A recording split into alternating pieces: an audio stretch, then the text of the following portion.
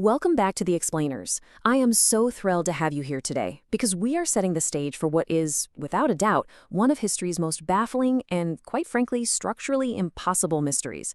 If you're the kind of person who loves unpacking puzzles where the pieces literally seem to defy the laws of physics, and forensic science, well, you are in the exact right place. We're going to carefully step through the evidence, examine the timeline, and look at the sheer physical anomalies of a night that has completely haunted true crime and history buffs for decades. It's the kind of case that absolutely forces us to question everything we think we know about what's left behind after a tragedy.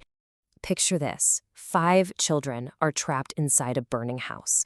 But when the smoke finally clears, there are absolutely no bodies, no remains, nothing. Just an empty footprint of ash where a massive family home used to stand, right? How does that even happen? How do human beings just vanish into the smoke? As we walk through this explainer together, you'll see pretty quickly that this isn't just a sad story about a house fire. It's a story about a deeply, deeply coordinated event. Part 1, the Christmas Eve Inferno. To wrap our heads around this mystery, we first need to establish what normal looked like. Okay, let's dive into this timeline because the speed at which this tragedy unfolded is just staggering. It's Fayetteville, West Virginia, 1945. George, Jenny, and 9 of their 10 kids are having a perfectly ordinary, happy Christmas Eve. But then, at exactly 1 a.m., the quiet is totally shattered. Jenny wakes up to this unexplained, weird phone call, and then shortly after, a sharp, incredibly loud bang on the roof. By 1:30 a.m., literally just 30 minutes later, the entire house is violently engulfed in flames. And because of a crazy series of events we'll look at in just a second, the fire department doesn't actually get there until 8 a.m. By then, the whole shebang is totally reduced to ashes. Now, the sheer terror of that night was, of course, compounded by who made it out and who didn't. George, Jenny, and 4 of the kids managed to escape. But these 5 specific children, we've got 14-year-old Maurice, 12-year-old Martha, 9-year-old Louie, 8-year-old Jenny, and little 5-year-old Betty, they were trapped on the second floor. You can only imagine the frantic, desperate race against time the family outside was facing to reach that second story. Part 2, a series of impossible obstacles. And right here is where this pivots from a horrific accident into an incredibly alarming mystery. Because as George frantically tried to rescue his kids, it wasn't just bad luck. It felt like he was being systematically, deliberately blocked. I mean, consider the sheer statistical improbability here. George runs to grab his heavy ladder to reach the windows, a ladder he literally always keeps right against the house. But it's completely missing, gone. Okay, so next, he sprints to his 2 heavy work trucks, figuring he'll use them as a makeshift platform to climb up. Neither truck will start. Meanwhile, the family is trying to call for help, but the phone line is dead. They actually had to send a neighbor physically driving down to the station. All these critical lifelines failing at the exact same moment? No way that's just an accident. Now, what's really interesting about this slide is the aftermath of all those quote-unquote failures. That missing ladder, it was later found purposefully hidden in a ditch nearby. The 2 work trucks that suddenly died, actually both had been working perfectly just hours before the fire. And that dead phone line we talked about, investigators discovered it hadn't burned, it had been cleanly sliced by an intruder. These obstacles strongly point to the fact that this wasn't an accidental fire. It looks like a highly coordinated, premeditated event meant to completely isolate the family. Part 3, the missing remains. Which brings us to the scientific impossibility sitting right at the core of this whole explainer. We have to look at this objectively. Let's compare a standard wood frame house fire to the Sodder fire. Forensically speaking, a typical residential fire burns around 1100 degrees Fahrenheit. But to completely incinerate human bones without leaving a single trace, you'd need temperatures over 1500 degrees, burning continuously for over 2 solid hours. Even in the hottest, most violent house fires, skeletal remains survive. It's just science. Yet the physical evidence, or lack thereof, in the Sodder ashes completely defied that basic science. Because the search yielded absolutely nothing. No skulls, no teeth, not a single solitary bone fragment was left behind in the debris.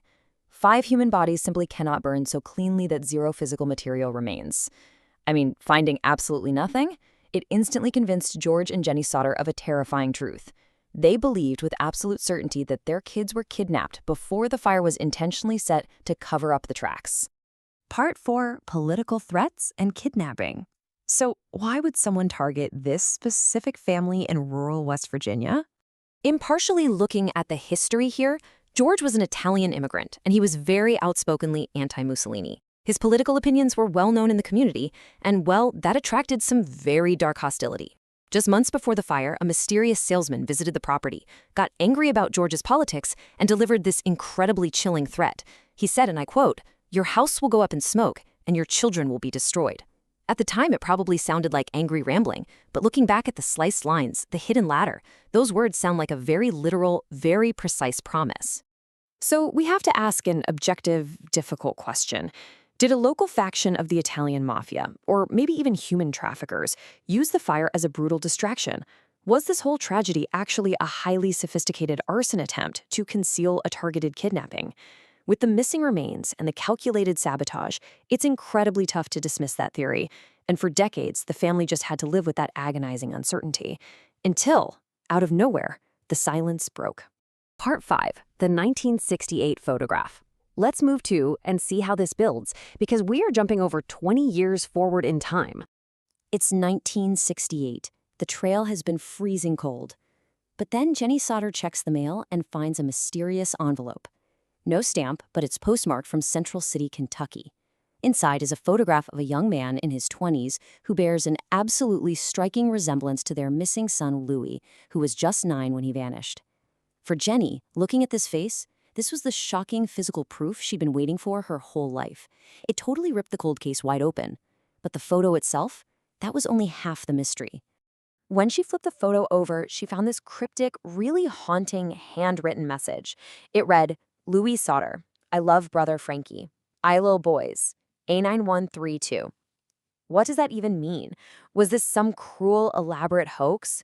Or was this actually Louis, as a grown man, desperately trying to signal his family through a coded message after living 20 years under a false identity?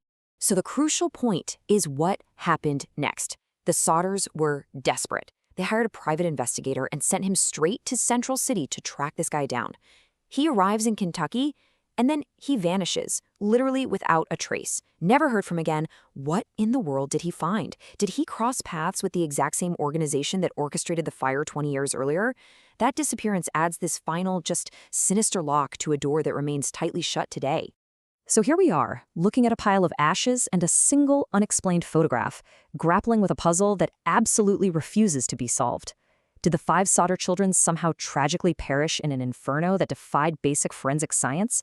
Or were they stolen away in the dead of night, living out the rest of their lives in the shadows, just out of reach from a family that never, ever stopped looking? Thank you so much for joining me on The Explainer today. Keep questioning the evidence, and I'll see you next time.